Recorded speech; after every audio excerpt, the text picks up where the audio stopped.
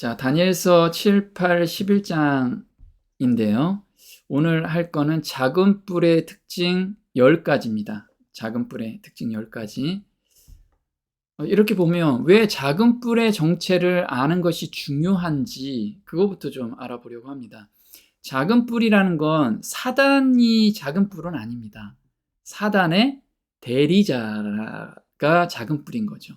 그래서 실체는 어디에가 있냐면 사단이 조종을 하고 있는 거예요. 작은 뿔을. 그래서 작은 뿔 안에 들어가 있는 그 세력들, 그거는 사단이 지금 다 지배를 하고 있는 거죠. 그래서 인간 대리자를 통하여 보이지 않는 사탄을 보라고 하신다.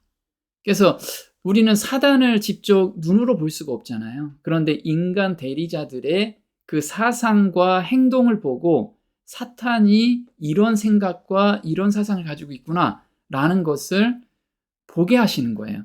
그러면 반대로 우리가 하나님을 지금 볼 수가 없는데 우리를 통해서 하나님의 대리자를 통해서 누구를 볼 수 있어요? 하나님의 성품을 볼 수가 있는 거죠. 그래서 사단의 대리자들을 우리가 깊이 연구하는 것은 되게 중요한 거예요. 왜 그러냐면 마지막 때에 사단이 어떻게 우리한테 행동을 할 거고 우리는 그걸 대비해서 어떤 준비를 해야 되는지를 알 수가 있기 때문에 그런 거죠. 그래서 무엇을 보는가? 보라고 하시는데 무엇을 보는가? 그것은 바로 사탄의 정신이다. 지구에 있는 모든 사람은 사탄의 대리자이거나 하나님의 대리자 중에서 한편에 서 있다. 중간 지점은 없다. 그럼 내가 지금 하나님의 성품이 안 나타난다면 사단의 성품에 들어가 있는 거죠. 중간 지점은 없기 때문에. 그래서 사탄의 대리자임을 알 수 있는 방법이 있습니다. 한번 보겠습니다. 목사이거나 평신도이거나 간에 다른 사람의 이성을 억압하거나 조종하려는 사람은 누구나 할 것 없이 사단의 대리자가 되고 사단의 일을 하는 것이 된다. 우주 앞에 그는 가인의 표를 지니고 있는 것이다. 네. 자, 사단은 누군가를 억압하는 정신. 야, 이거 해야지. 이거 해. 이렇게 지시하는 거 있잖아요. 이런 것도 굉장히 사탄의 정신입니다. 근데 이게 어디에서부터 출발해요? 가정부터 출발한다. 가정. 그래서 만약에 남자 같은 경우는 와이프한테 이거 해, 저거 해 이렇게 하는 거 있잖아요. 또 아이들한테 특히나 부모 입장에서는 아이들한테 이거 해, 저거 해 하다는 식으로 강요를 굉장히 많이 하죠. 이 강요의 정신은 바로 사탄의 정신에서 나온 정신이라는 거예요. 그럼 하나님의 정신은 어떨까요?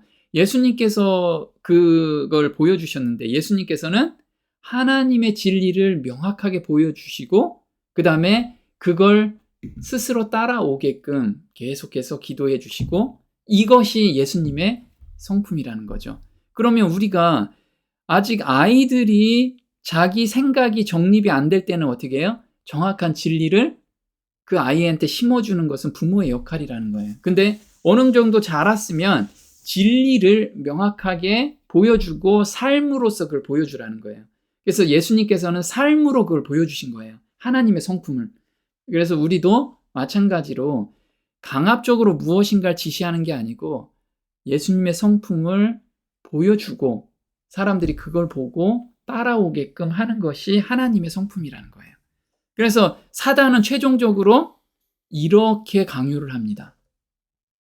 짐승의 우상으로 말하게 하고 또 짐승의 우상에게 경배하지 아니하는 자는 몇이든지 다 죽이게 하더라.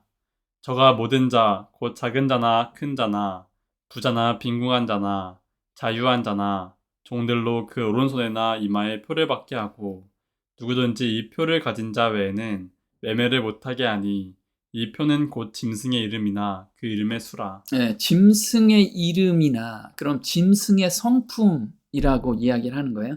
짐승의 성품은 강요하는 거라 이거죠. 그래서 이마에 표를 받는다는 것은 스스로 자기가 자원해서 받는 거고요. 오른손에 받는 것은 억지로 받는 거예요. 억지로. 강제성을 띄어서 받게 하는 거라 이거죠. 이게 마지막 때 이렇게 드러나게 되는 거예요. 그러면 용이 여자에게 분노하여 돌아가서 그 여자의 남은 자손, 여자의 남은 자손은 하나님의 대리자예요. 그 자손은 누구냐 하면 하나님의 계명을 지키며 예수의 증거를 가진 사람이 하나님의 대리자예요.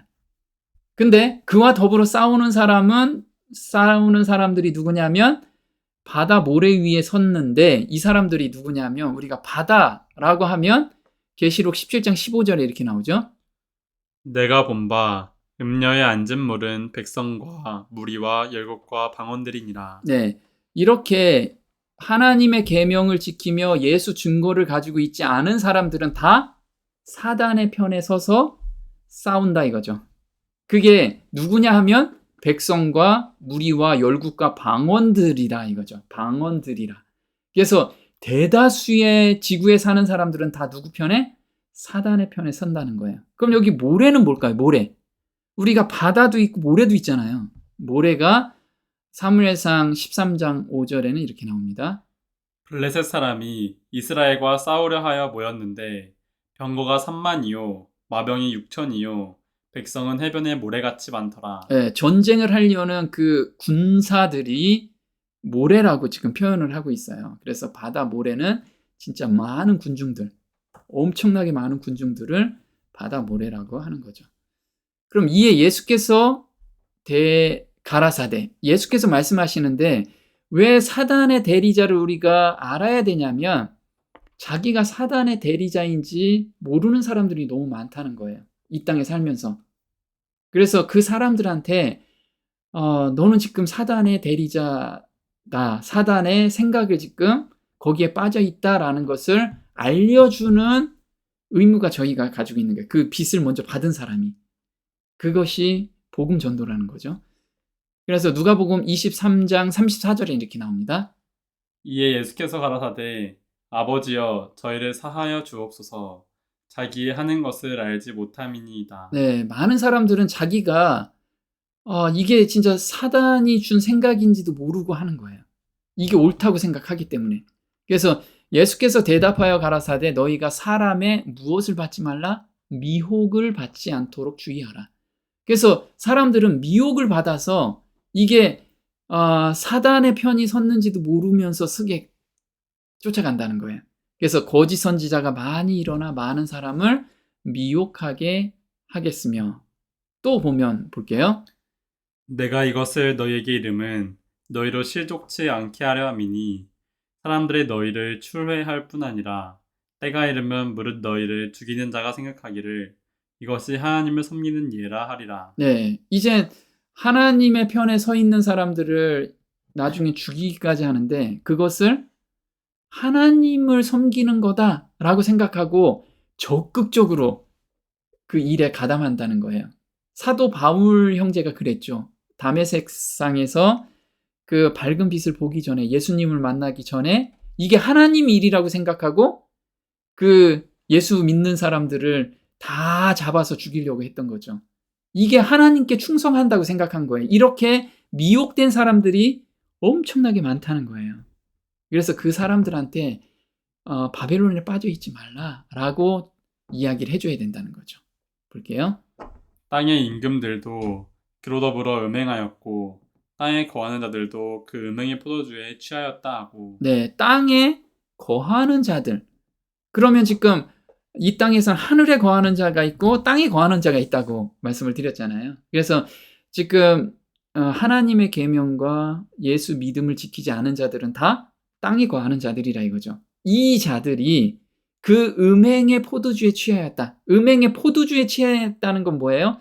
사단의 사상에 사단이 지금 쳐놓은 덫에 다 빠져 있어서 정신이 몽롱하다는 거예요. 참인지 거짓인지를 구분하지 못하고 있다라는 거예요. 이 사람들한테 우리가 이게 참이야 라는 것을 외쳐야 된다는 거죠. 그러면 다니엘서 7장엔 적 그리스도가 누구인지 이렇게 이야기를 하고 있습니다. 다니엘서 7장 8절, 23절, 25절까지 볼게요. 내가 그 뿔을 유심히 보는 중 다른 작은 뿔이 그 사이에서 나더니 이 작은 뿔에는 사람의 눈 같은 눈이 있고 또 입이 있어 큰 말을 하였느니라. 넷째 짐승은 곧 땅의 넷째 나라인데 이는 모든 나라보다 달라서 천하를 삼키고 밟아 부서뜨릴 것이며 그 열불은 이 나라에서 일어날 열 왕이요 그 후에 또 하나가 일어나리니 그는 먼저 있던 자들과 다르고 또 새 왕을 복종시킬 것이며 그가 장차 말로 지극히 높으신 자를 대적하며 또 지극히 높으신 자의 성도를 괴롭게 할 것이며 그가 또 때와 법을 변개코자 할 것이며 성도는 그의 손에 붙임 바 되어 한 때와 두 때와 반 때를 지내리라. 네, 지금 적그리스도가 누군지를 명확하게 보여주고 있어요. 그래서 헷갈리지 마라. 이게 적그리스도인데 나중에 계시록에서 나오는 이 세력이 어떻게 너희들을 핍박하고 앞으로 예수님이 재림 전까지 어떤 일을 할 건지를 명확히 좀 봐라 라고 저희한테 지금 말씀을 하고 계시는 거예요. 그럼 1번부터 10번까지 적그리스도의 특징입니다. 이거를 하나씩 잠깐 정리를 좀 해볼게요. 사탄의 대리자가 누구인지 알아야 미혹에 빠지지 않고 마지막 때를 준비할 수 있기 때문에 이렇게 명확하게 적그리스도를 우리한테 보여준 거예요. 첫 번째는 뭐라 그랬죠? 넷째 짐승 로마에서 나온다 라고 돼 있고요. 두 번째는 열국으로 분열됐을 직후에 나온다라고 이야기를 하고 있습니다. 세 번째는 그 중에 세 나라를 멸망시키는 세력이 있다라고 합니다. 그리고 네 번째는 나라가 너무 작아요. 작은 뿔인데 이 작은 뿔이 정말 엄청난 세력을 갖는다는 거죠. 그리고 기존에 있는 세력과 다르대요. 왜냐하면 기존에 있는 세력은 정치적인 성향만 띄었는데 이 작은 나라는 정치와 종교를 합한 세력이 된 거예요. 그리고 여섯 번째는 사람의 눈, 그리고 큰 말을 한다고 합니다. 일곱 번째는 때와 법을 변개코자 하고요. 그 다음에 여덟 번째는 1260년간 권세를 받는데요. 그래서 엄청난 권세를 받아서 세상을 지배하는 세력이 있는 거죠. 그리고 성도들을 엄청나게 핍박해요. 열 번째는 매일 드리는 제사를 폐한다는 거죠. 이렇게 10가지 특징을 가지고 있습니다. 그러면 사탄의 대리자를 한번 입체적으로 봤으면 좀 더 이해가 빠르겠죠. 지금 이스라엘 사람들은 굉장히 머리가 좋아요. 왜 좋을까요? 성경이 평면적으로 보지 않고 입체적으로 보기 때문에 그래요. 입체적으로 써 있어요, 성경이. 그래서 성경을 많이 읽는 사람일수록 모든 사물을 굉장히 입체적으로 보게 돼 있어요. 그래서 일반 사람들하고 비교도 할 수 없을 정도로 경쟁력이 있는 거죠. 그래서 어려서부터 성경을 보는 사람은 정말 지혜로운 사람이 될 수가 있습니다. 자, 다니엘서 7장 8절 23절에는 적그리스도의 정체가 나와요. 그럼 이 정체를 좀 더 디테일하게 설명한 곳이 있겠죠. 거기가 어디냐면 다니엘서 11장 21절부터 39절까지가 다니엘서 7장 8절에서 8절 23절에 보여져 있는 세세한 내용들이 딱 적혀 있는 거예요. 그리고 계시록에도 이게 나왔겠죠. 적그리스도의 정체는 계시록 13장 1절 2절에 이게 나와 있어요. 이거 나중에 한번 꼭 좀 찾아보시기 바랍니다. 하나씩 저희가 나중에 공부를 같이 해볼 거예요. 그리고 적그리스도가 한번 죽죠. 죽었다가 살아나는 게 다니엘서 11장 40절부터 43절까지 이 사항이 되게 디테일하게 나오고요. 43절이 우리 지금 세상, 우리가 지금 접하는 세상을 명확하게 예언을 하고 있어요. 그래서 우리가 다니엘서 11장을 한 절씩 공부할 때 정말 놀라움을 발견할 수가 있습니다. 또 그러면 다니엘서 11장 40절에서 43절이 지금 작은 뿔이 죽었다가 다시 살아나서 세상을 지배하는 기간의 사건을 이야기해 주는데요. 그게 어디에 나타나냐면 계시록 13장 3절부터 또 계시록 17장 10절에서 14절까지 그 여정이 쭉 나와요. 그래서 이걸 분석하면 우리가 지금 어느 위치에 와 있는지 명확하게 알 수가 있어요. 자, 그 다음에 이제 재림 전에 뭐가 있죠? 늦은 비 성령이 내리죠. 이게 다니엘서 11장 44절 45절에 이게 표시가 되어 있고요. 우리가 공부해보면 이게 느짐비라는 걸 알 수가 있어요. 그리고 다니엘서 12장 1절은 드디어 대군 미가엘이 이제 내려오는 그 재림에 대한 소식이, 재림이 일어나는 거죠. 그럼 이게 느짐비 성령의 큰 외침은 또 계시록 18장에 나오게 되어 있습니다. 그래서 느짐비 성령이 임하고 나서부터 어떤 사건이 일어날지 그게 계시록 18장에 쭉 나오는 거죠. 그래서 이게 입체적으로 한번 다니엘서부터 시작해서 계시록까지 입체적으로 보게 되면 성경이 굉장히 꿰뚫어 보게 되고요. 그 다음에 마지막 때 어떤 일이 일어날지를 스스로 공부할 수가 있어요. 그래서 이걸 우리가 좀 더 깊이 공부해서 마지막 때가 왔다라는 것을 스스로 깨부쳐 봤으면 좋겠습니다. 자, 일어날 장소 아까 이제 하나씩 한번 디테일하게 보겠습니다. 일어날 장소는 넷째 나라, 즉 로마에서 일어난다고 그랬어요. 그러면 다니엘서 7장 23절에 이렇게 나옵니다. 넷째 짐승은 곧 땅의 넷째 나라인데 이는 모든 나라보다 달라서 천하를 삼키고 밟아 부서뜨릴 것이며. 네, 이 넷째 나라가 넷째 짐승이 곧 로마라고 지금 저희가 공부했습니다. 자, 일어날 때는 언제냐면 로마 제국이 10나라로 나눠진 직후에 이 작은 뿔이 일어나요. 한번 볼게요. 그 열 뿔은 이 나라에서 일어날 열 왕이요 그 후에 또 하나가 일어나리니. 네, 자, 열 뿔은 이 나라에서 일어날 열 왕이요. 그 후라 그랬어요. 그죠? 그래서 분열된 후에 하나가 일어난대요.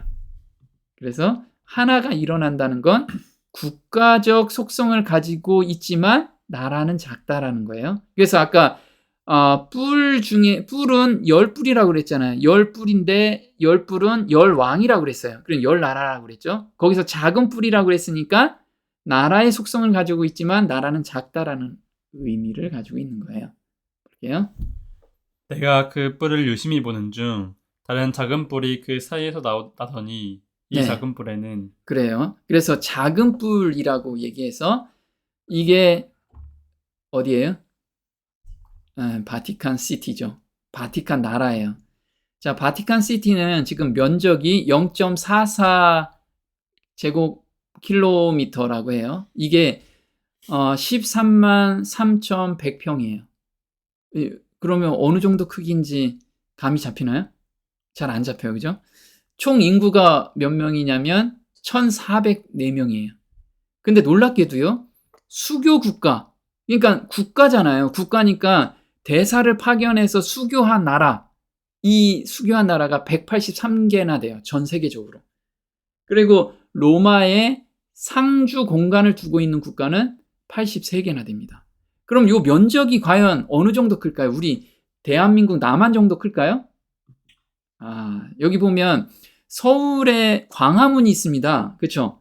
광화문에 보면 그 안으로 들어가면 경복궁이 있어요. 경복궁이 약 1.3배밖에 안 돼요. 요 정도 작은 나라예요. 너무 작죠? 우리 저녁 때 요즘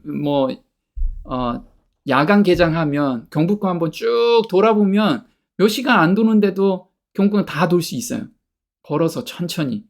그 정도 크기밖에 안 되는 나라가 엄청나게 큰 나라, 큰 소리를 내고 있는 나라라는 거죠. 또 볼게요. 그 열 뿔은 이 나라에서 일어날 열 왕이요 그 후에 또 하나가 일어나리니 그는 먼저 있던 자들과 다르고. 네.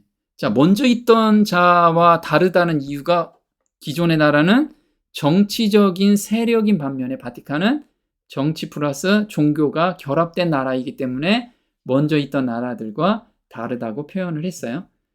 자, 전 세계 카톨릭 신자가 13억 6천 명이에요. 요렇게 작은 경복궁의 1.3배밖에 안 되는 그 작은 나라가 통치하는 세력은 13만 명이나 되는 거예요. 13억이나 되는 거예요. 13억. 우리 중국이 몇 억이죠? 중국 인구가 14억 인구예요. 14억. 중국 인구를 지금 통치를 하고 있는 거예요. 어마무시하죠? 사람의 눈과 입이 있어 큰 말을 한대요.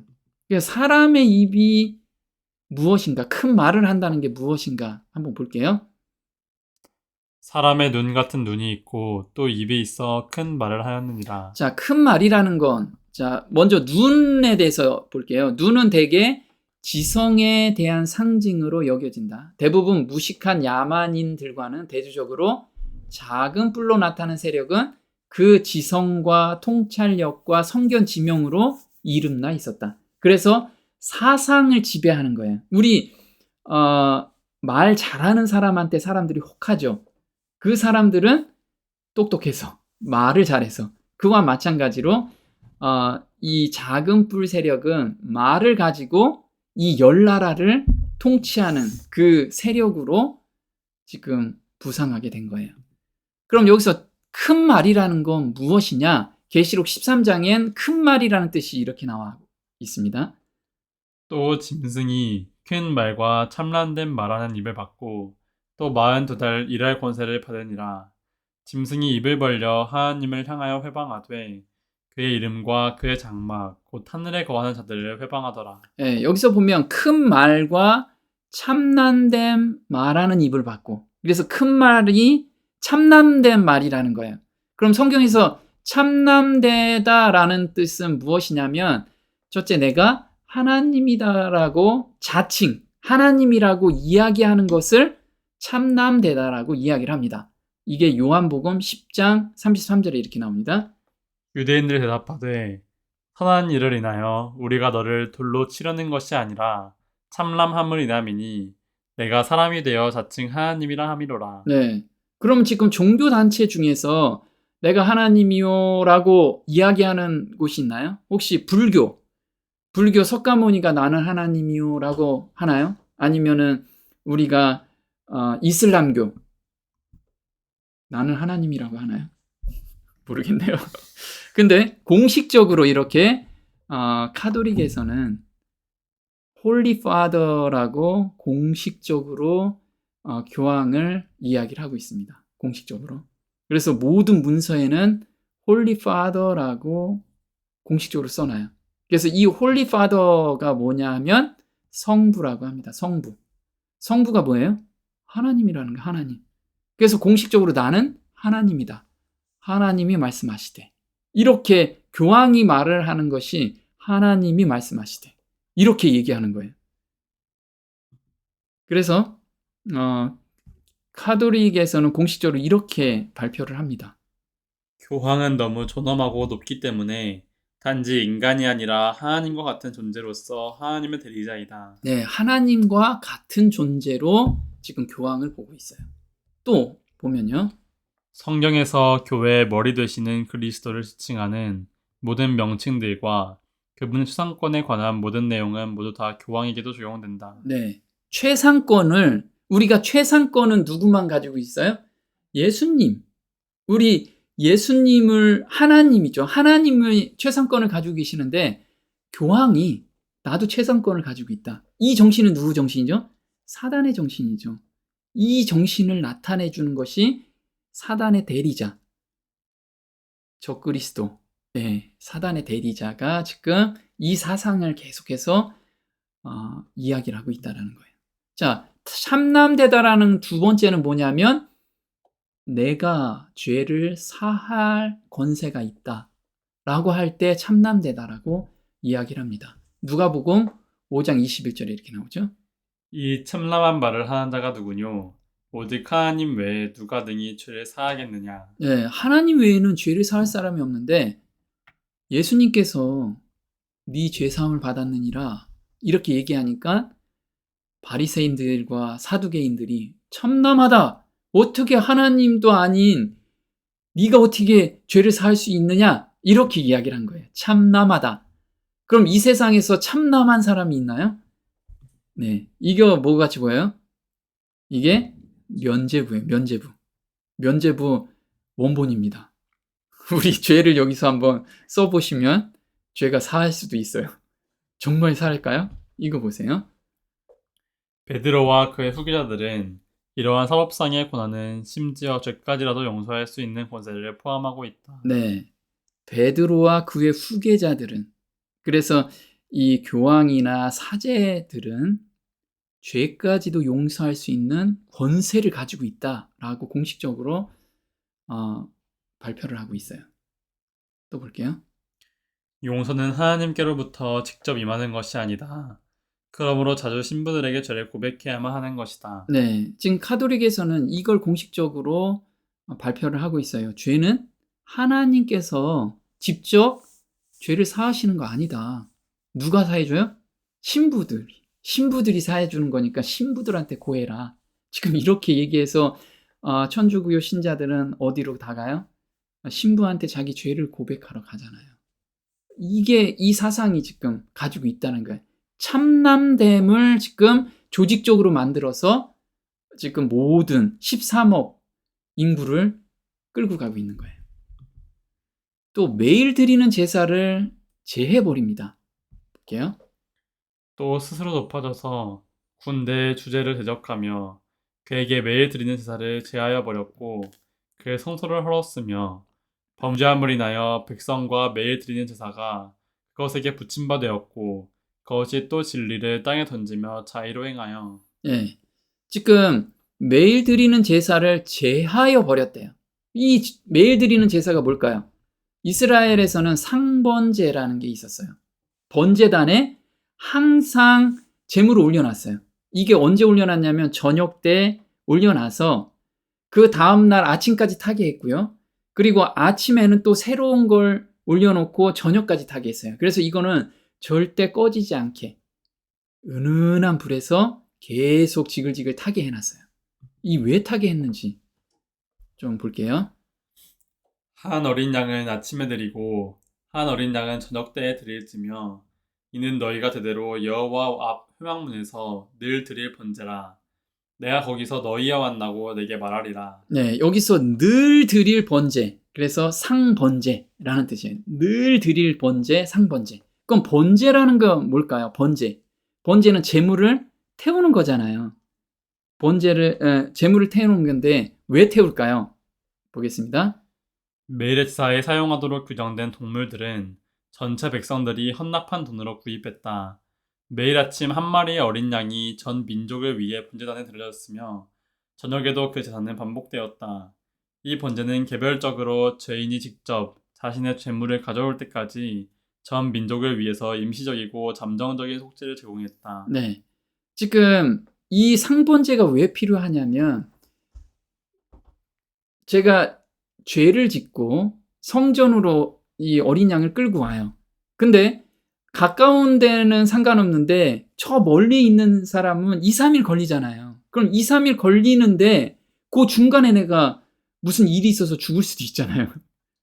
그러면 하나님께서 이거 제사를 안 지냈으니까 너는 벌을 받아야 돼. 이렇게 하시는 분이 아니잖아요. 그래서 마음으로 이미 그렇게 죄를 뉘우치고 죄를 고백하고 그 다음에 회개하고 왔으면 오다가 죽어도 또는 무슨 일이 있어도 상번제가 그 사람을 위해서 항상 타고 있기 때문에 그걸 보고 용서를 해준다는 거예요. 얼마나 사랑이 깊게 있는 거죠. 또 볼게요. 종종 우리는 죄를 짓지만 그것을 알지 못하여 즉시 자복하지 못할 때가 있다.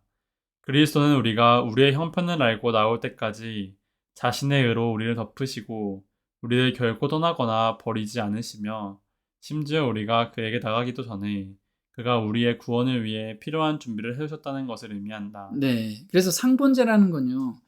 내가 아직 죄를 졌지만 죄를 깨닫지 못하는데도 하나님 편에서는 이미 다 용서의 준비를 다 하고 계시는 그 사랑의 표현을 지금 하고 계시는 거예요. 그래서 우리가 여기에서 내가 죄인이라는 걸 깨닫고 돌아갈 때, 하나님께 이제 돌아갈 때 이미 하나님 편에서는 다 용서를 하고 계셨다는 것을 우리한테 예표로 보여주시는 거예요.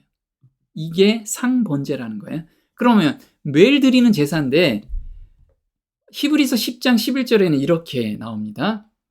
제사장마다 매일 서서 섬기며 자주 같은 제사를 드리되 이 제사는 언제든지 죄를 없게 하지 못하거니와. 네, 매일 서서 섬긴대요. 매일 서서. 그런데 이게 언제든지 죄를 없게 하지 못한다는 거죠. 그래서 12절부터 한번 볼게요. 오직 그리스도는 죄를 위하여 한 영원한 제사를 드리시고 하나님 우편에 앉으사 그날 후로는 저희와 새로 언약이 이것이라 하시고 내 법을 저희 마음에 두고 저희 생각에 기록하리라. 그러므로 형제들아 우리가 예수의 피를 힘입어 성소에 들어갈 담력을 얻었나니 그 길은 우리를 위하여 휘장 가운데로 열어놓은 새롭고 산 길이요 휘장은 곧 저의 육체니라. 네, 이젠 예수님께 직접 나가라는 거예요. 이제 중간에 대제사장도 말고 이젠 예수님께 직접 나가는 매일의 제사를 우리한테 허락하신 거예요. 그렇게 새롭고 산 길을 우리한테 마련해 주신 거죠.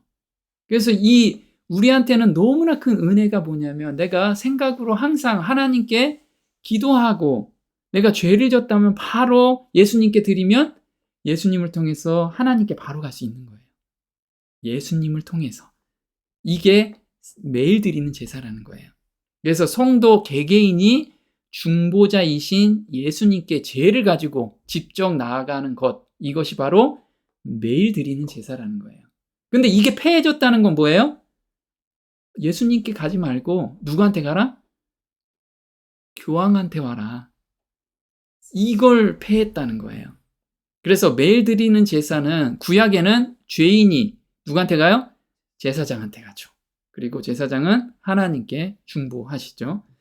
근데 신약에서는 죄인이 누구한테 가요? 예수님한테 바로 가서 하나님과 우리가 새롭고 산 길로 만들어 주셨죠.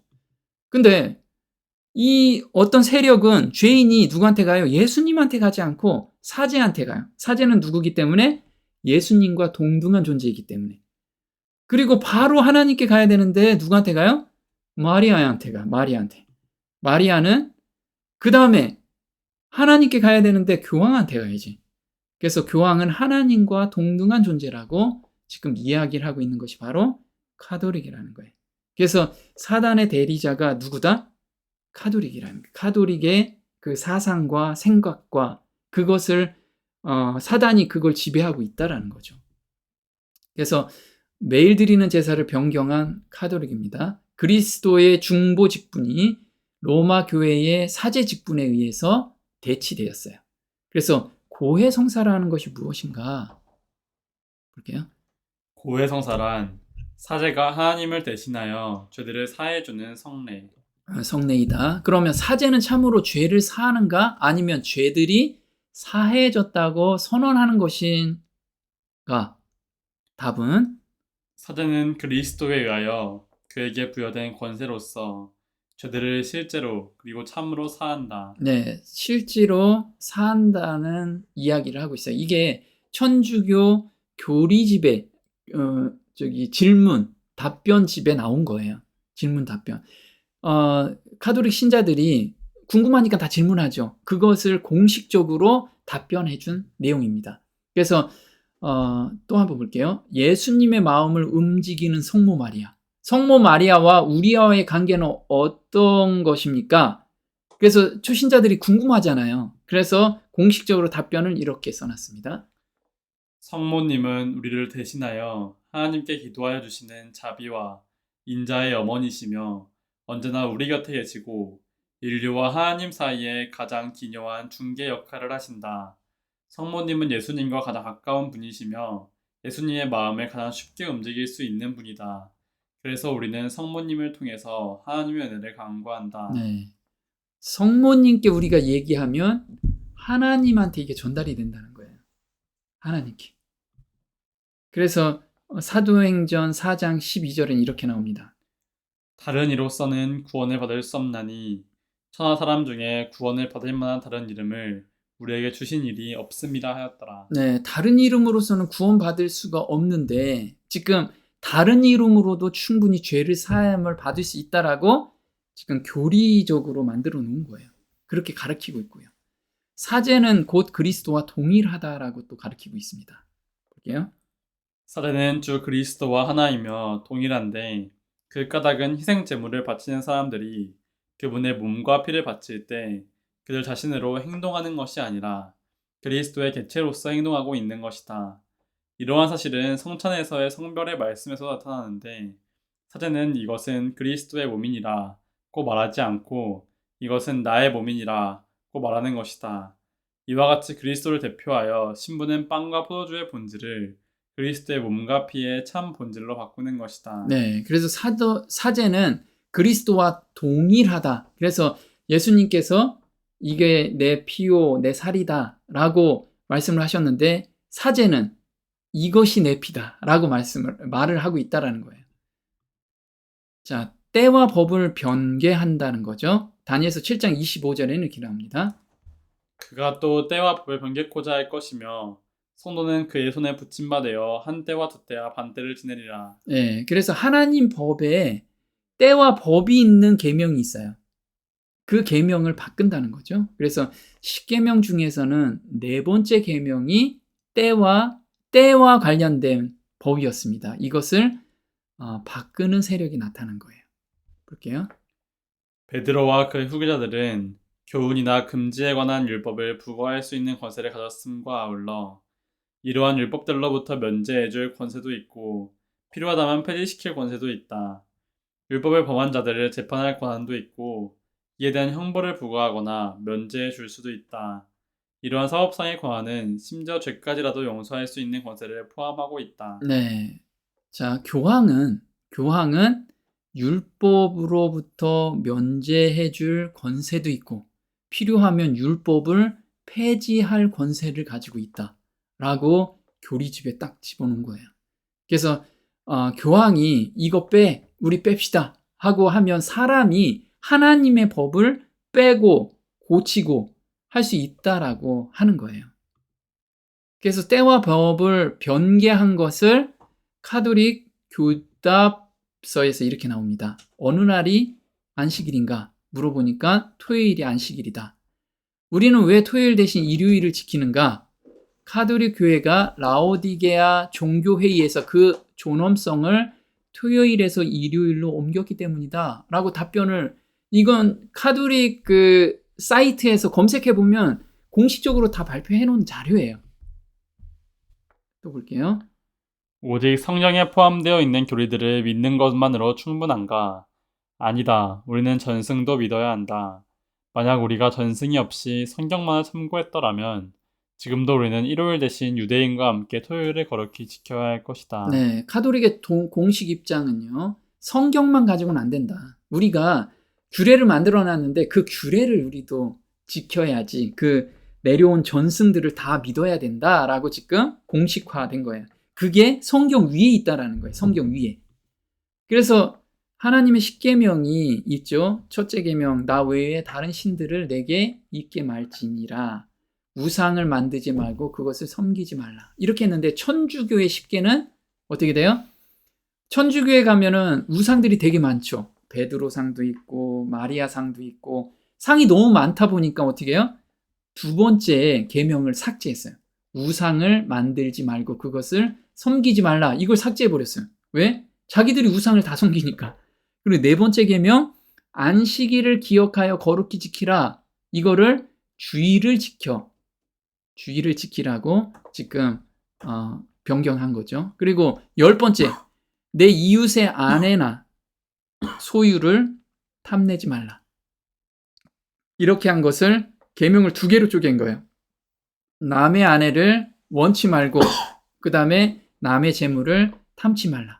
왜? 두 번째 계명이 삭제됐다 보니까 10개를 맞추기 위해서 이렇게 분리시켜 놓은 거죠. 자, 종교개혁자들이 밝힌 적그리스도는 누구인가? 우리 유명한 루터가 이렇게 이야기를 하고 있습니다. 바울이 데살로니가후서 2장 3, 4절에 하나님이나 숭배함을 받는 자 위에 뛰어나 자존하며 하나님 성전에 앉아 자기를 보여 하나님이라 하느니라 고 기록하였던 그 존재가 여기에 있다. 적그리스도인 불법의 사람, 곧 멸망의 아들이 있는데 그는 하나님의 법을 폐지하였으며 하나님의 계명 위에 자신이 만든 계명을 높였다. 우리는 여기서 교황권이 진짜 적그리스도의 권좌에 앉아있다는 사실을 확신하는 바이다. 네, 루터는 이제 천주교인이었죠. 천주교의 그 교리를 다 숙지한 그런 사람이 성경하고 비교해 보니까 이게 진짜 적그리스도가 교황이구나 라고 발표를 하고 있습니다. 또 유명한 요한 칼빈도 이렇게 이야기를 하고 있죠. 나는 교황이 그리스도의 대리자됨을 부인한다. 그는 적그리스도이다. 나는 그가 교회의 머리됨을 부인한다. 네, 이렇게 종교 개혁자들은 적그리스도를 명확하게 찍어놨어요. 근데 갑자기 적그리스도가 이 현대에 오면서 갑자기 적그리스도가 바뀌었어요. 누군지 모르게끔 사람들을 미혹해놨다 이거죠. 또 유명한 요한 낙스도 이렇게 이야기를 하고 있습니다. 수세대에 걸쳐서 교회 위에 군림해온 교황권이 바로 바울이 말한 적그리스도요 멸망의 아들이다. 예, 또 보면 우리나라에서 가장 많은 교회가 장로교회죠. 장로교회가 공식적으로 채택한 것이 적그리스도가 누구냐 이렇게 써놨습니다. 예수 그리스도 외에 다른 사람이 교회의 머리가 될 수 없다. 특히 이 로마의 교황은 어떤 면에서든지 교회의 머리가 될 수 없다. 교황은 바로 그 불법의 사람이고 멸망의 아들로서 범사에 일컫는 하나님과 예수 그리스도 위에 자기 자신을 높이는 적 그리스도이다. 네, 그래서 지금 우리 종교개혁자나 1800, 1900년대까지는 다 적그리스도를 누구로? 교황으로서 다 믿고 있었는데 갑자기 바뀐 것이 말세라는 거예요. 말세. 자, 성도를 1260년간 괴롭히는 세력입니다. 볼게요. 성도는 그의 손에 붙임바 되어 한때와 두때와 반때를 지내리라. 네, 여기서 한때와 두때와 반때. 이 한때와 두때와 반때는 또 다니엘서 12장 7절에 또 이렇게 나옵니다. 반드시 한때 두때 반때를 지나서 성도의 권세가 다 깨어지기까지니 그렇게 되면 이 모든 일이 다 끝나리라 하더라. 예, 모든 일이 끝나는 시점이 언제냐면 한때와 두때와 반때가 지나면 이 모든 일이 딱 끝난대요. 근데 그때 그 기간에는 성도의 권세가 모두 깨진대요. 그러면 성도들이 완전히 이곳에서 핍박을 너무나 많이 받아가지고 권세가 다 깨진대요. 이게 마지막 때 반복된다는 거예요. 또 볼게요. 성전 밖 마당은 청량하지 말고 그냥 두라. 이것을 이방인에게 주었은즉 저희가 거룩한 성을 42달 동안 짓밟으리라. 내가 나의 두 증인에게 권세를 주리니 저희가 굵은 베옷을 입고 1260일을 예언하리라. 네, 여기서 보면 42달이 며칠이래요? 1260일이래요. 1260일. 그러면 42달. 또 계시록 13장엔 또 이렇게 나옵니다. 또 짐승이 큰 말과 참남된 말하는 입을 받고 또 42달 일할 권세를 받으니라. 권세를 받는다는 것은 권세가 뭐예요? 정치적으로 보면 정치 세력이 강제화시킨다는 거예요. 강제화. 또 권세를 받아 성도들과 싸워서 지지 않고 다 이겨요. 그럼 성도들은 거기서 다 핍박을 받는다는 거죠. 그래서 성도들과 싸워 이기게 되고 각 족속과 백성과 방언과 나라를 다스리는 권세를 이때 받아요. 42달 동안 권세를 받는 거예요. 다스리는 권세를. 그럼 예언 해석상 하루를 1년으로 환산하는데 이거는 민수기 14장 34절을 기반으로 하루를 1년으로 환산을 하는 겁니다.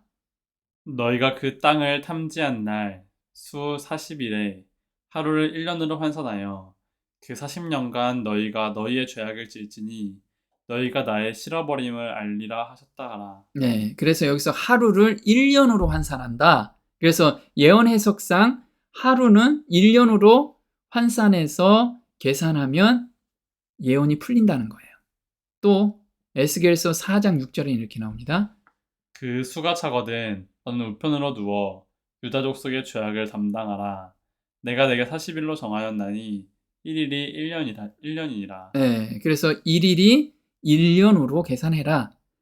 또 한 달은 우리가 요즘 달력은 29일도 있고 30일도 있고 31일도 있잖아요.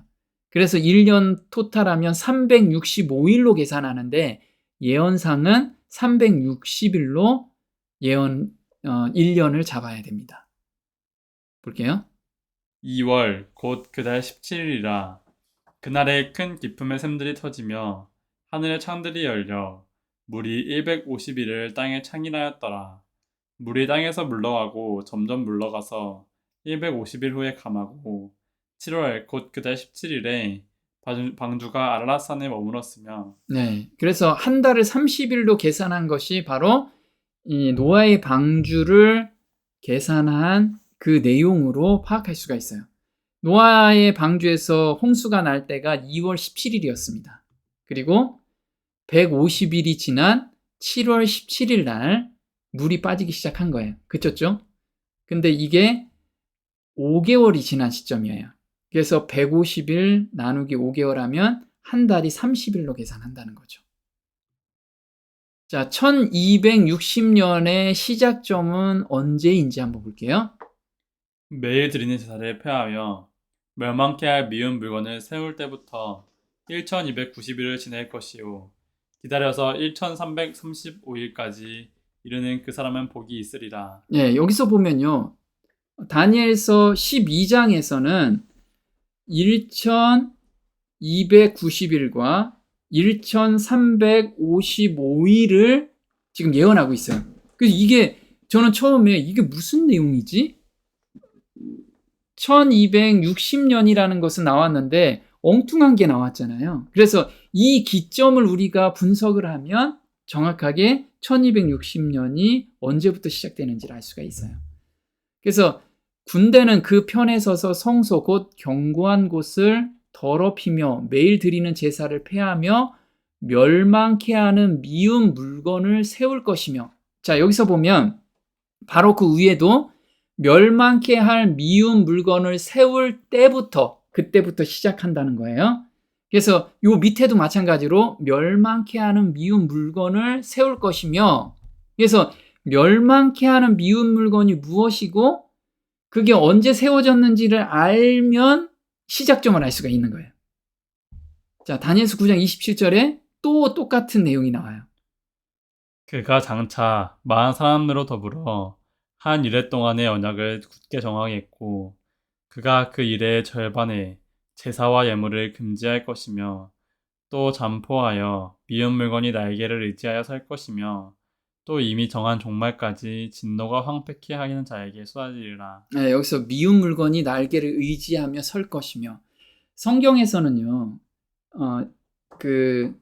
가장 중요하다, 매우 중요하다, 이런 형용사가 없어요. 그래서 강조할 때는 반복해서 글을 쓰면 이거 되게 중요한 거구나, 이걸 우리가 파악하면 되는 거죠. 예수님도 마찬가지로 마태복음 24장에 이렇게 나왔습니다. 그러므로 너희가 선지자 다니엘의 말한 바 멸망에 가증한 것이 거룩한 곳에 선 것을 보거든 읽는 자는 깨달을진저. 네, 그래서 계속 멸망에 가증한 것이 무엇인지를 너희들이 파악하면 이 예언이 다 풀릴 거야 라고 지금 말씀을 하고 계시는 거예요. 그럼 우리도 마찬가지로 멸망케 할 미운 물건이 무엇인지 알면 시작점을 알 수 있는 거죠. 한번 볼게요. 멸망케 하는 미운 물건이 무엇인지 먼저 보겠습니다.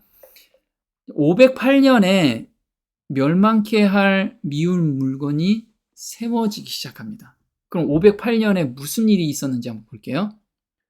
혼자서만 로마 교회로 개종한 프랑크가 그 밖에 다른 아리안주의 게르만 민족들에 의해 적대 관계에 처하게 되어 각축하던 중 507년 동서고트의 연합 세력을 물리치고 508년 황제로부터 로마의 귀족과 집정과 칭호를 받은 해. 네. 그래서 508년은 프랑크가 모든 곳을 통합해서 이제 정치적으로 완전히 쓰고 508년에 정치와 종교가 연합하는 기념적인 날이에요. 그래서 멸망케 하는 미운 물건이라는 건 뭐냐면 종교와 정치가 연합했다. 이것이 멸망케 할 미운 물건이에요. 그래서 종교 하나만 있으면 아무리 교회를 믿고 안 믿는다 해도 핍박할 수가 없잖아요. 그래서 거기에 정치 세력이 합해지면 정치는 세력으로, 법으로서 사람들을 통제할 수가 있잖아요. 그래서 이 미운 물건인데 그 앞에 뭐가 써 있어요? 멸망케 하는. 그래서 성도들을 멸망케 하는 미운 물건이라는 것은 정치와 종교가 연합해서 한 세력을 만들었다. 이게 바로 멸망케 하는 미운 물건이라는 거예요. 그래서 보면 프랑크라는 왕국이 이렇게 넓어졌어요. 이게 언제요? 508년도에. 그래서 프랑크가 정치, 종교는 교황이 연합한 시점이죠. 볼게요. 가톨릭의 교리를 정치적으로 강제화시킨 시기, 따르지 않은 세력은 모두 이단으로 규정하여 죽임, 중세 암흑기, 5천만 명에서 8천만 명이 사망. 네. 그러면 다니엘서 12장 7절에 이렇게 나와요. 반드시 한때 두때 반때를 지나서 성도의 권세가 다 깨어지기까지니 그렇게 되면 이 모든 일이 다 끝나리라 하더라. 네. 성도의 권세가 다 깨지게 되는 게 뭐냐면 그냥 종교 하나면 이런 일이 벌어지지 않는데 정치가 끼면 이런 일이 벌어질 거라는 거예요. 이게 마지막 때에 우리 계시록 13장에서 이런 것이 나올 건데 이게 마지막 때에도 똑같이 우리 우상이라는 말이 이거하고 똑같이 연결이 되는 거예요. 그건 좀 이따 한번 볼게요. 또 짐승이 큰 말과 참람된 말하는 일을 받고 또 42달 일할 권세를 받으니라. 또 권세를 받아 선호들과 싸워 이기게 되고 각 족속과 백성과 방언과 나라를 다스리는 권세를 받으니. 네. 그래서 42달 일할 권세를 받아서 성도들과 싸워서 이긴다는 거예요. 그러면 시작점이 언제냐? 한번 시작점을 볼게요.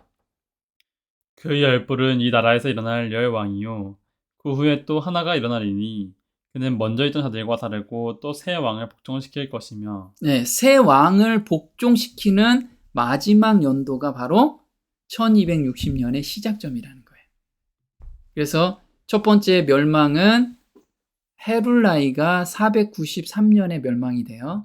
두 번째는 534년에 반달족이 멸망을 하죠. 그 다음에 동고트가 538년도에 멸망을 합니다. 그래서 1260년의 시작점이 언제예요? 538년입니다. 508년은 한번 볼게요. 다시 정리를 하는 겁니다. 다니엘서 12장에 이렇게 나오죠. 매일 드리는 제사를 폐하여 멸망케 할 미운 물건을 세울 때부터 1290일을 지낼 것이요. 자, 멸망케 할 미운 물건이 뭐라고 그랬죠? 아까 정치와 종교가 합해질 때가 508년이라고 그랬어요. 이때부터 몇 년이 지나요? 1290년이 지난다고 그랬어요. 1290년. 1290을 더하면 1798년입니다. 그죠? 두 번째, 다니엘서 12장 12절에 이렇게 나옵니다. 기다려서 1335일까지 이르는 그 사람은 복이 있으리라. 네, 1335일. 요게 1335일이에요. 이 끝이 언제예요? 1843년까지 기다린 사람들은 복이 있대요. 이때부터 라오디게아 교회가 이제 시작되는 시점이 1844년입니다. 그래서 이때까지 기다리는 사람이 복이 있는 거예요. 그리고 성도는 그 손에 붙임받아 한 때와 두 때와 반 때를 지내리라 해서 그때가 언제요? 538년, 1260년입니다. 요 그래프 나중에 다 기억 좀 해주시기 바랍니다. 자, 오늘은 여기까지 하겠습니다.